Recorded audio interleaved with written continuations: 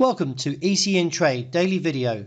Before we begin, it should be noted that any advice is of a general nature only and that your personal circumstances have not been taken into consideration.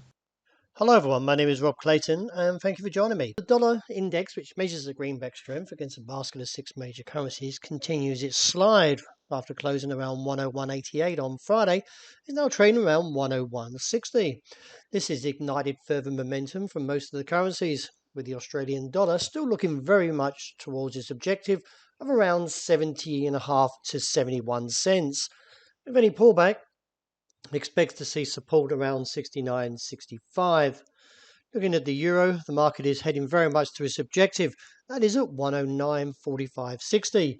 In light of the pattern, we're getting a little bit overbought, so I feel towards this region could see a little bit of profit taking returning and maybe trimming back some of the bullish positions that the market holds.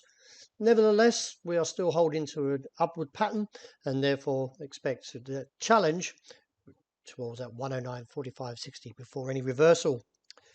The call to the downside for dollar yen remains, and that is at 126.6575.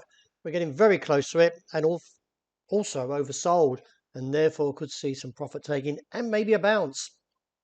It is viewed that the dollar index should hold around the 101 region and therefore could put towards a slight rebound, as I mentioned, to some of these markets against the US dollar, and therefore looking to dollar yen maybe seeing from 126.65 and back up towards the region of 127.80 to 128.20. The outlook for sterling also looks positive as it looks further to the upside of 123 and maybe even stretching to 124. I like the way the technicals are shaped up here, so any pullback is likely to be shallow to the start of the week.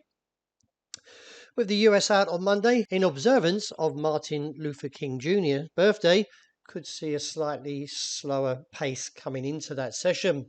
Nevertheless, we are showing a relatively firm start as the weaker dollar continues, and therefore let's see if the pound can reach part of its objective at this stage, which is at 122.90. The outlook for gold, I've given a measured move in this current pattern, which comes in around 1,950 to 58.